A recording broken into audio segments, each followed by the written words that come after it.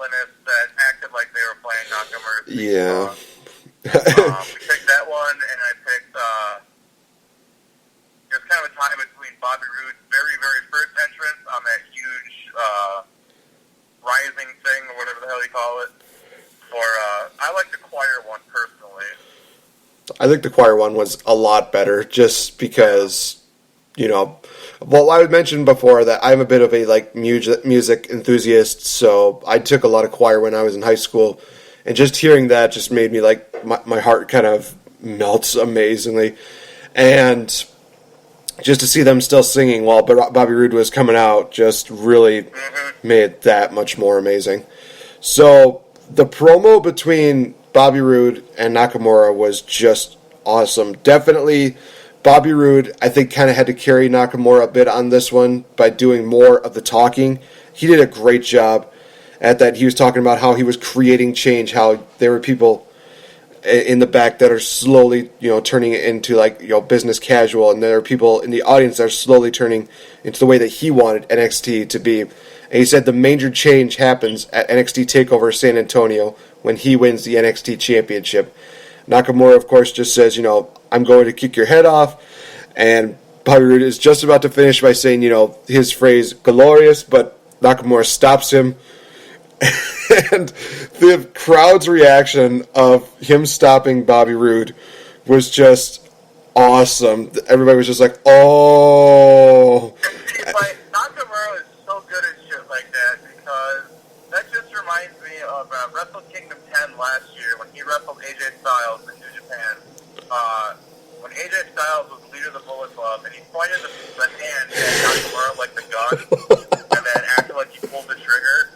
Nakamura just catches the bullet in midair and then acts like he puts it in his mouth and swallows it. I remember that. That was awesome. Yeah, I mean that's typical Nakamura right there. Unfortunately for Bobby Roode, I don't think he's going to go over that one.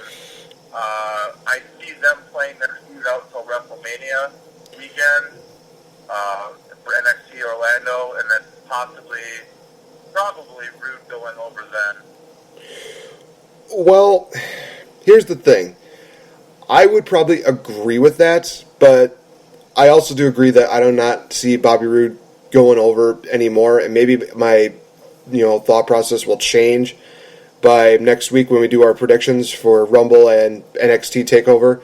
But we broke the news a few weeks ago of Cassius Ohno, for a lot of you that know him as Chris Hero, had a confrontation with had that confrontation with Nakamura, and he looks at the NXT Championship and then he just walks out, and that's what kind of makes me think they're probably not going to put the title on Bobby Roode, and more than likely he may end up getting called up to the main roster. And I know a lot of people are saying that might be too soon for him. I don't see that happening too soon for him at all. I think at this point, Bobby Roode has already made his statement as a wrestler, as an entertainer, as a guy who does very well and can get over with the crowd. I think that if they had him come out, oh gosh, if he wins the Andre the Giant Memorial Battle Royal, can you imagine just the reaction? He came out in the Rumble even. I know that's probably far-fetched, but yeah, the Andre the Giant Memorial Battle Royal. I mean, hey, it worked out very well for Baron Corbin. If he came out during that, I would be changing my pick to him. Oh, man. But honestly, I'm looking forward to seeing this matchup between Bobby Roode and Nakamura. And one thing I will say before we move on is that for Nakamura to basically look Bobby Roode in the eye and say that he is one of the best wrestlers in the world today, that is some major props being given by Nakamura, because coming from a guy who is honestly probably the most brutal and also one of the most over wrestlers in all of the world, to say that to somebody like Bobby Roode, that says a lot, especially when they haven't even wrestled yet. Yeah, and I mean that says a lot about him, but so for a while now, and this is long before the whole Samoa Joe thing happened, which I thought they kind of screwed the pooch on that one. I had often said, and I was very vocal, that I thought Bobby Roode was going to be the first person to beat Nakamura for the title. Now, they had Samoa Joe win, and then, first time ever, two-time NXT champion. Then he dropped it 13 days later in Japan, and it's just what the hell are you guys doing? You build him up to be this monster. He's the first guy to beat Nakamura, first guy ever to be a two-time champ for NXT, for the heavyweight NXT title, only to have him lose it 13, 14 days later to Nakamura in Japan. You just made him look like an absolute monster, and then within 2 weeks turned around and made him look like a huge chump. Yeah, I do question that as well. It was one of those things where I thought, okay, let's see what happens. It didn't make sense. I get it. They wanted Nakamura to win the title in Japan, but why not just have him defend it and win in Japan? It's going to go over the same way. But yeah, I had said for a while that I thought Bobby Roode was going to be the first guy to beat Nakamura. Obviously, that didn't happen. In my opinion, it should have happened, but, what do I know? we're not part of WWE Creative. What do we know? Yeah. All right, so now we get on to the moment that everybody's been waiting for, especially if you live in Wisconsin. Our Wisconsin Pro Wrestling predictions for Square One, which is happening tomorrow night, you guys, is looking to be a very good card. So let's actually just get right into the card right now. We're going to start at the bottom, basically, of what I've seen so far. And then we'll kind of give our thoughts and our predictions on who's going to go over. But you and Chris have definitely been very high on WPW. So why don't I give you just a couple minutes just to give a little bit of a plug on how well and how great these guys are. Well, we started, first of all, I'm going to say, with everything that's going on with school starting, Chris starting his new job, my wife working every other weekend, we have actually not been to a show since the September show here in Point. So we are really, really trying to work on that. Chris has to close every Friday and Saturday, and he opens on Sundays, so it's been really hard for all of us to get out there and get to their shows. We still talk about them, we still plug them every month. It's just to bring awareness, to try to get people to go to the shows. So we're definitely trying to work on getting that fixed, because even my wife said the other day, I miss going to those shows. And I'm just yeah, me too. And Chris is yeah, I'm jonesing to go to one. So we started going to these guys' shows, I want to say it was